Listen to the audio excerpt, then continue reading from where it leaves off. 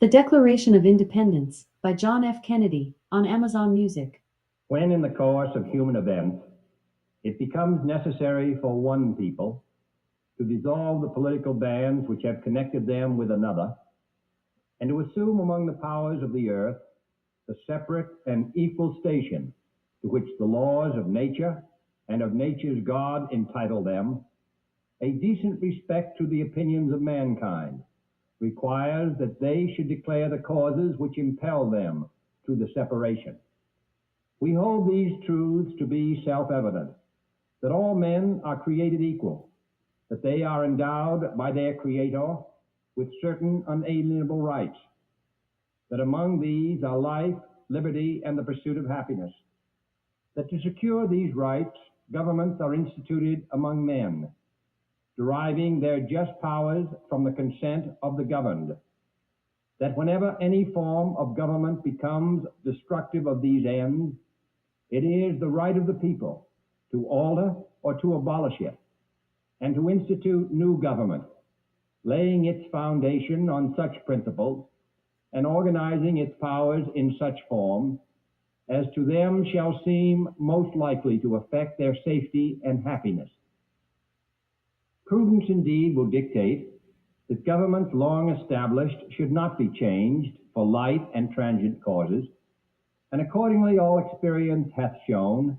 that mankind are more disposed to suffer, while evils are sufferable, than to right themselves by abolishing the forms to which they are accustomed. But when a long train of abuses and usurpations, pursuing invariably the same object, evinces a design to reduce them under absolute despotism, it is their right, it is their duty, to throw off such government and to provide new gods for their future security. Such has been the patient sufferance of these colonies, and such is now the necessity which constrains them to alter their former systems of government. The history of the present King of Great Britain is a history of repeated injuries and usurpations, all having indirect object the establishment of an absolute tyranny over these states. To prove this, let facts be submitted to a candid world. He has refused his assent to laws, the most wholesome and necessary for the public good. He has forbidden his governors to pass laws of immediate and pressing importance, unless suspended in their operation till his assent should be obtained. And when so suspended, he has utterly neglected to attend to them. He has refused to pass other laws for the accommodation of large districts of people, unless those people would relinquish their right of representation in the legislature, a right inestimable to them and formidable to tyrants only. He has called together legislative bodies at places unusual, uncomfortable, and distant from the depository of their public records, for the sole purpose of fatiguing them into compliance with his measures. He has dissolved representative houses repeatedly for opposing with manly firmness his invasions on the rights of the people. He has refused for a long time, after such dissolutions, to cause others to be elected,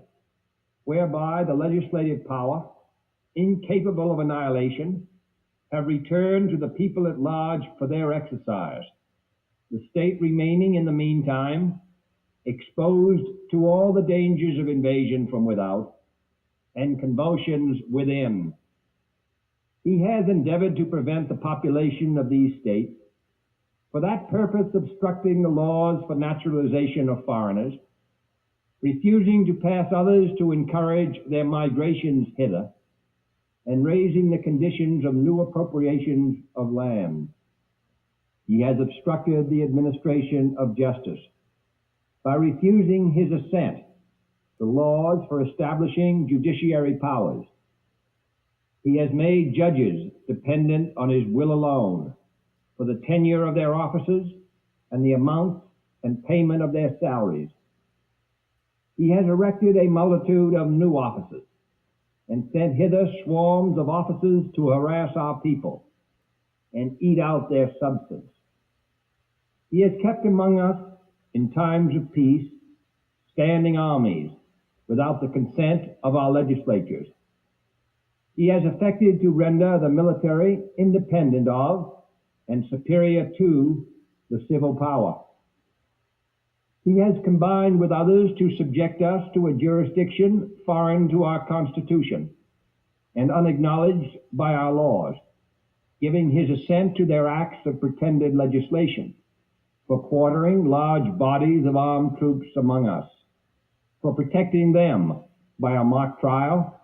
from punishment for any murders which they should commit on the inhabitants of these states, for cutting off our trade with all parts of the world, for imposing taxes on us without our consent, for depriving us in many cases of the benefits of trial by jury,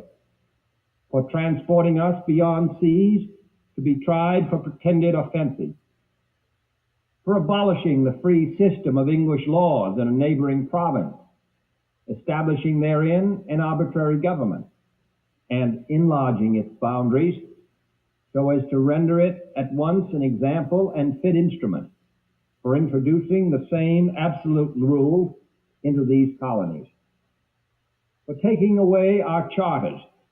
abolishing our most valuable laws, and altering fundamentally the forms of our government, for suspending our own legislatures and declaring themselves invested with power to legislate for us in all cases whatsoever. He has abdicated government here by declaring us out of his protection and waging war against us. He has plundered our seas, ravaged our coasts, burned our towns, and destroyed the lives of our people. He is at this time transporting large armies of foreign mercenaries to complete the work of death, desolation, and tyranny, already begun with circumstances of cruelty and perfidy, scarcely paralleled in the most barbarous ages, and totally unworthy the head of a civilized nation. He has constrained our fellow citizens, taken captive on the high seas, to bear arms against their country, to become the executioners of their friends and brethren, or to fall themselves by their hands. He has excited domestic insurrections among us, and has endeavored to bring on the inhabitants of our frontiers the merciless Indian savages, whose known rule of warfare is an indistinguished destruction of all ages, sexes, and conditions. In every stage of these oppressions, we have petitioned for redress in the most humble terms. Our repeated petitions have been answered only by repeated injury. A prince whose character is thus marked by every act which may define a tyrant is unfit to be the ruler of a free people. Nor have we been wanting in attentions to our British brethren. We have warned them from time to time of attempts by their legislature to extend an unwarrantable jurisdiction over us. We have reminded them of the circumstances of our immigration and settlement here. We have appealed to their native justice and magnanimity, and we have conjured them by the ties of our common kindred to disavow these usurpations, which would inevitably interrupt our connections and correspondence. They too have been deaf to the voice of justice and of consanguinity. We must therefore acquiesce in the necessity